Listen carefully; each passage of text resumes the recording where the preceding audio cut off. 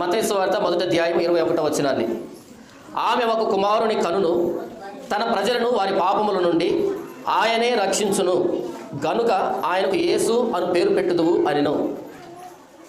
ఆమె ఒక కుమారుని కనును, తన ప్రజలను వారి పాపముల నుండి ఆయనే రక్షించును గనుక ఆయనకు యేసు అను పేరు పెట్టుదువు అనెను.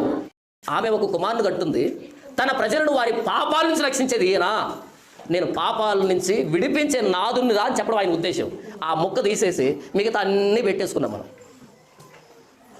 నీ కేక ఈ పాపం నుంచి ఎవడు విడిపిస్తాడు అన్నదైతే నీకు యేసుప్రభు అర్థమయ్యాడు. నీకు నిజమైన క్రిస్మస్ ఈరోజు.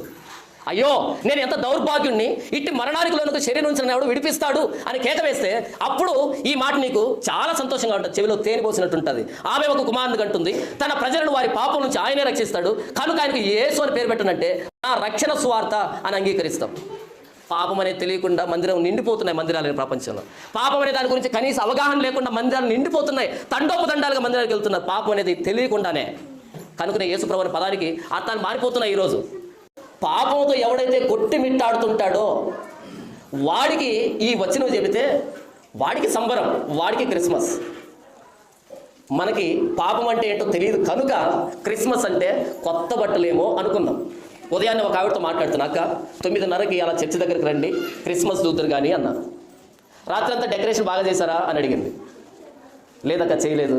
మరి డెకరేషన్ లేకుండా ఏం క్రిస్మస్ అన్నా అంటుంది ఆవిడ. చాలామందికి క్రిస్మస్ అంటే కొన్ని అభిప్రాయాలు మిగిలిపోయాయి. క్రిస్మస్ అంటే ఇదేమో, బైబిల్ ఏం చెప్పిందో దాన్ని వివరించే ప్రయత్నం మాత్రమే చేస్తున్నాం. ఎందుకంటే పుట్టింది ఆయన కనుక ఆయన ఎందుకు పుట్టాడో మనకు అర్థమైతే అది అసలైన అలంకారం.